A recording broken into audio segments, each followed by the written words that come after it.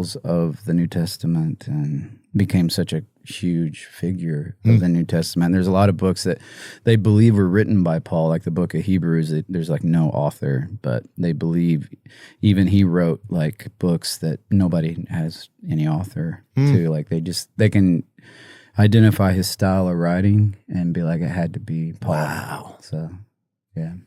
People love your style of writing, man. Speaking of that. You. I grew up very religious. That's why I talk about. I grew up in a Pentecostal Nazarene kind of church, a lot of holy rolling, and I read a lot of the Bible growing up. I just started going to a Bible study. This is the first time I've ever been to a Bible study in my life, and so it's been interesting to start to just learn about different characters from the Bible and just different stories and stuff. So, I'm just glad that we even got to talk about that, and that's how your father was named, from Stephen. I didn't know that story, and now I remember it. Yeah, and so that's pretty cool. What was that? Yeah, the church you went to, because you're from the Midwest. You're from Indiana?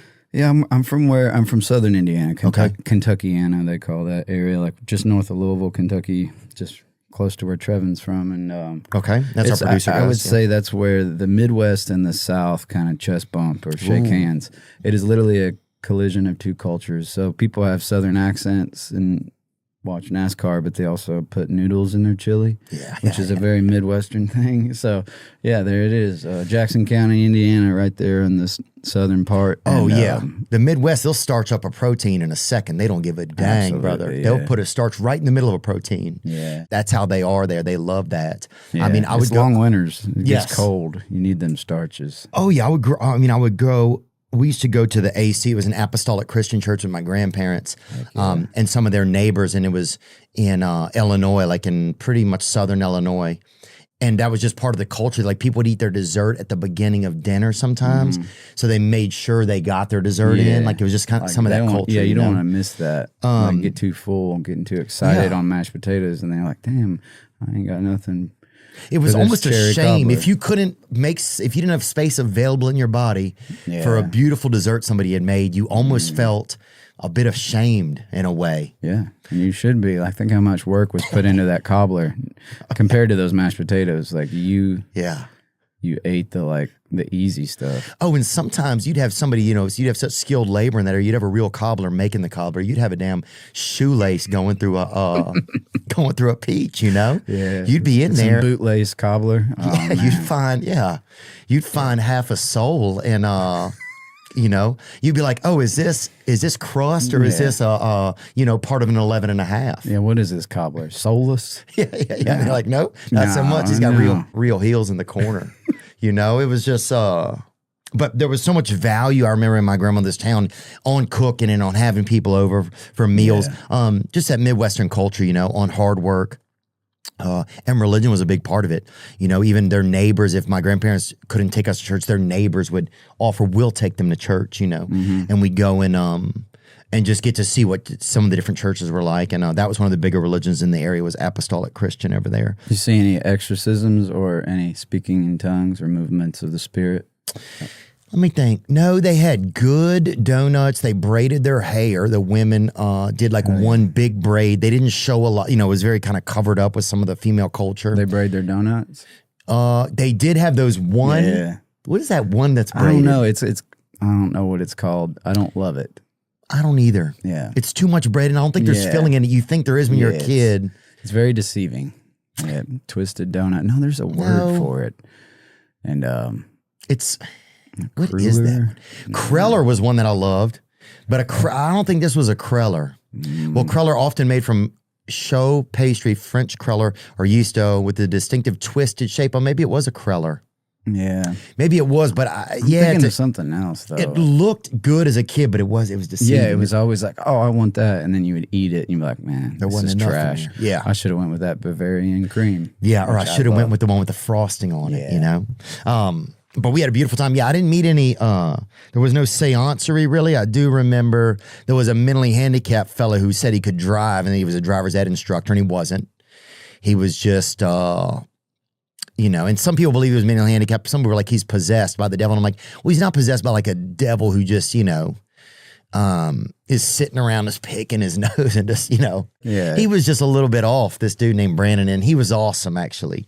Yeah. He was kind of this special guy between an adult and a kid, and he never left that zone, so there was something kind of very approachable to him about kids because he was bigger than us, but he was just like us. Yeah. And he taught me he said he could drive, and we drove right into a snowbank, and the police came and everything. But it was just exciting, though. He was a liar. Yeah, he was. Which awesome. Is a good place for him to be at church. He was a Bears fan. I think it was a tough time for everybody. That's. I mean, I got to say, I saw quite a few demon-possessed Brandons where I grew up. Did you? I saw a lot of Brandons get demons cast out of them. Really? So you would see that at your church? Yeah. And what was that kind of like? Like, because some places that's a part of a culture, and I believe in that type of stuff. Do you believe in it? I do. I have I've tried to deconstruct a lot of that through, because I have a science background. I've had to really try to understand a lot of that and understand what is real and what is not. But there was a lot of it that was 100% real, and there was a lot of it that was 100% not.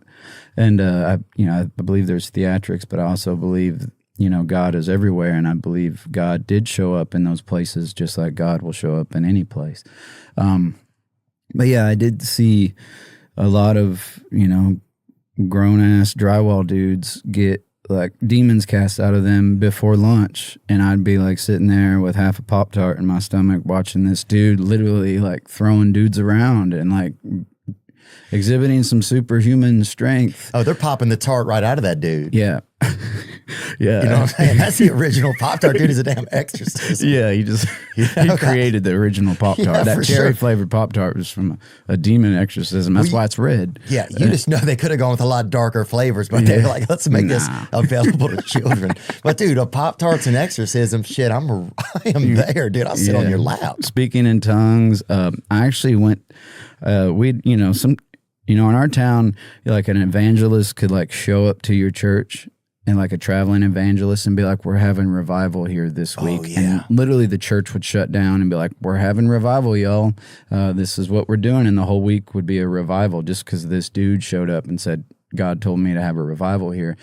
And they would have a huge, like, big tent revival. No way. Absolutely. Dude, it's always been my dream to be a part of something like that. No, Leap of Faith was my favorite movie growing up. Dude, that movie changed my life. Nobody knows about it. It's one of the greatest movies ever made. Literally changed my life. Oh my gosh, I'm so glad you know about that movie. Like, very few people I've been able to talk to about that movie, because it had one of the most profound impacts on me. Really? As a kid, just because of how I grew up and the music business and seeing performance and theatrics and, where is God and where isn't God.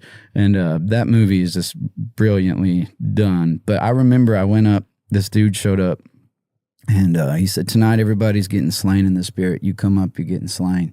And I don't know if you know what slain means. Like you stand up there and the dude hits you and you fall down and you're just out for however long. Mm-hmm. And everybody lined up, and I was like, I'm getting slain tonight. I've never been slain. Yeah. That's that freaking religious Percocet right there. Yeah, I wanted it bad. And he just knocking people over left and right. Boom, boom, boom. I'd seen him go down. I was like, he's coming to me. No way. And he got to me, and he started speaking in tongues. And I remember he tapped me right in the forehead. Boom, like that. And I was like, oh, that was kind of hard. And I was like training for the Golden Globes at that time. So I was like a little bit like, what's up? Like, he just like hit me right in the forehead with his fingers. Yeah. And then he started, it didn't work. Like, it didn't take. And so he did it again even harder. And I was like, kind of like mad about it at that point, because it actually kind of hurt. I was like, is this dude trying to knock me out? Yeah. Or like, is he trying to slay me in the spirit? And anyway, he just... Yeah, let's look at the judge's cards. And I'm just like getting hit in the forehead by him, and then he just moved on. It was one of the most heartbreaking things. He went to the next guy and knocked him out. Next guy down. Were you being defiant, do you think? I don't know. I thought like, man, I guess I don't believe. Did I like snap out of it? Was I not in the moment? I didn't really know what to think, because I was like a 19-year-old kid just trying to feel God and try to get closer to God, and everybody seemed to be doing that. And what was wild is like he knocked everybody out, and there was all these bodies all over the floor, people like putting modesty cloths all over them and stuff, and they're just out there asleep. So I had to like walk all over all these bodies to get back to my... You're like, oh. Yeah, and it's kind of embarrassing. It's almost the walk of shame at church. It was the most shameful walk I've ever taken at church. Like, oh, I guess I'm not. Yeah, I guess I'm not. And what really made me laugh, or at least kind of helped break me out of it. Missing the spirit. Yeah.